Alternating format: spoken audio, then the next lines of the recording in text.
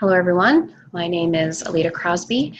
I'm doing an introductory object speech for Communication 175.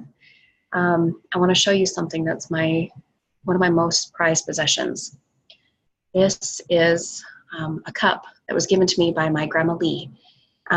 It's actually part of her china that she imparted to me just before she died. To understand its significance to me, let me tell you a little story. Once upon a time, I grew up in a home where there was abuse and it was abundant, and the displays of love and affection were scarce. And as a child, I naturally became very distrusting to all adults because they were either the means of my suffering or I didn't believe that they cared that I was struggling. And that's when we're going to cue my grandma. When I was young,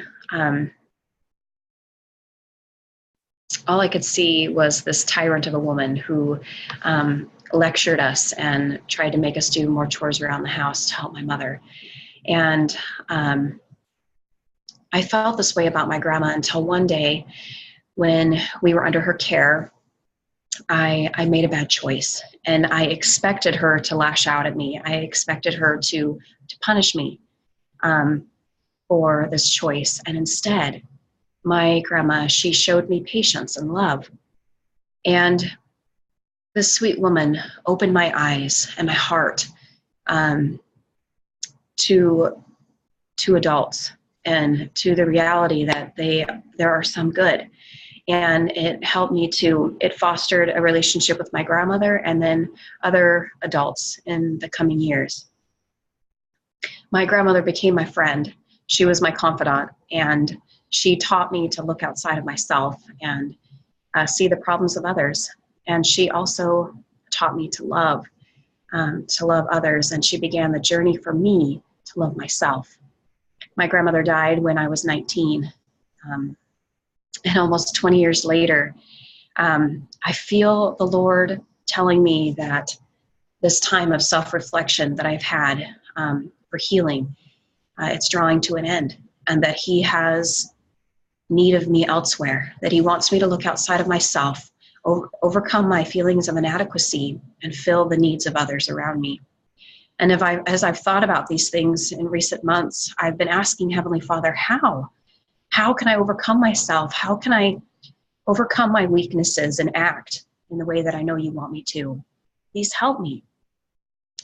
This week in our reading, M. Catherine Thomas said, "Where is the need to pursue self-esteem? We don't need it.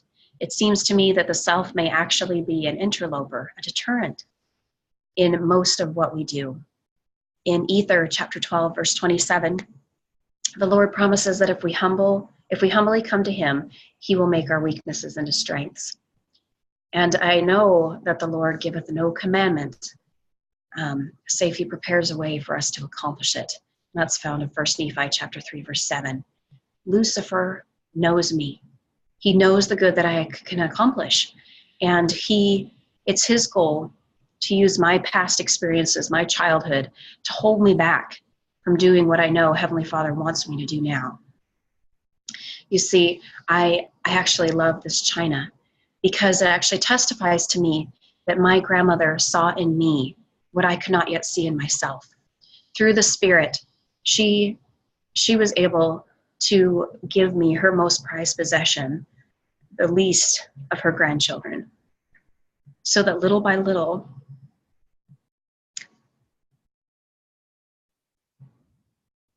the Lord could use it as a teaching tool to help me crawl out of the pits of my childhood and see my eternal worth and my value through His eyes so that I could have the strength to act on it. Thanks so much for listening, guys.